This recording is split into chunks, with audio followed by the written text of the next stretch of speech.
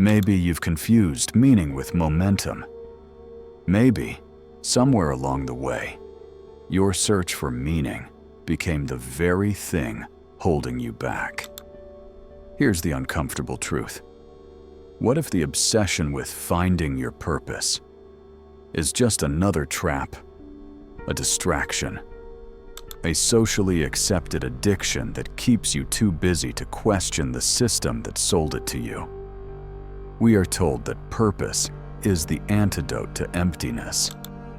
But what if it's the disguise? Let's unravel the purpose myth, the lie that keeps you on the hamster wheel of becoming, instead of allowing you to finally be. You've been told to find your purpose, but they never told you where that purpose came from. It didn't come from your soul. It came from the outside, from childhood approval, from systems built to tame your hunger and direct your ambition, from a world that rewards obedience, not originality. Nietzsche called it slave morality, the kind of values you inherit when you've never questioned where they came from. You think you're being noble, focused, and intentional. But are you? Or are you just following a script? And here's the paradox Viktor Frankl exposed. Even the desperate need for meaning can become its own form of imprisonment. Logotherapy teaches us that humans crave purpose like oxygen. But what happens when that craving is hijacked? When your search for meaning turns into a compulsive chase, a distraction from the deeper truth? You think you're living with intention, but you're just acting out someone else's mission. A borrowed dream, a polished lie. Purpose, when unexamined, is just a sophisticated way to avoid freedom.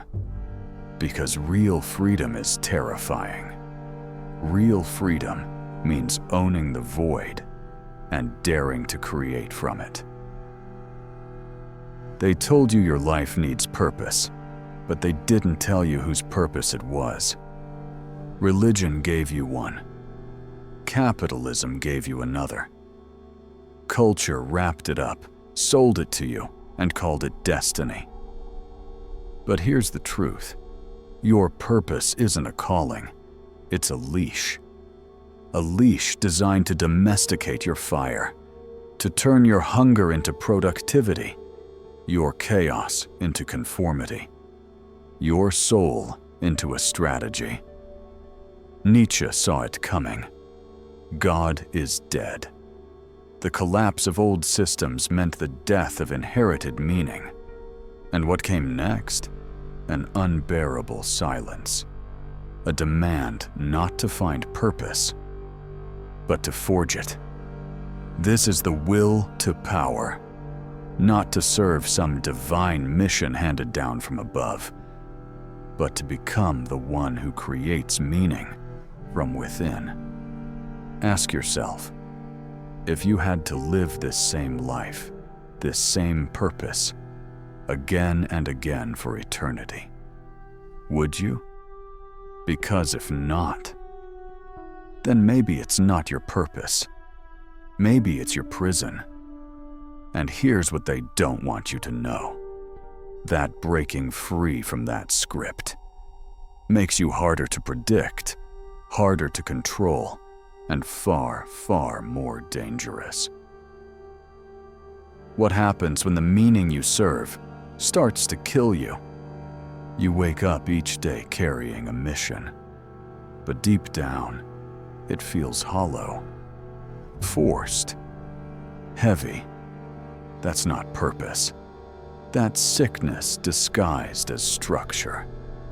When inherited meaning collapses, when the dreams handed to you no longer fit, you feel it as nihilism. The void, the aching sense that nothing really matters. But that pain isn't failure.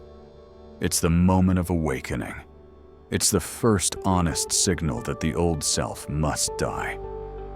Psychologists call it psychological entropy.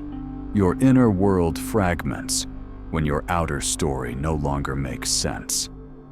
And the more you cling to that false purpose, the more anxious, disoriented, and lost you become. Maslow said self-actualization was the peak, but what he really meant was presence, not chasing a title or role or function, but arriving fully within your own sovereignty. Because purpose isn't a map. It's not out there waiting to be found. It's a byproduct of alignment. And if the mission you serve is draining you, limiting you, erasing you, then maybe it's not your purpose. Maybe it's your cage. So what if you stopped chasing purpose and started radiating it?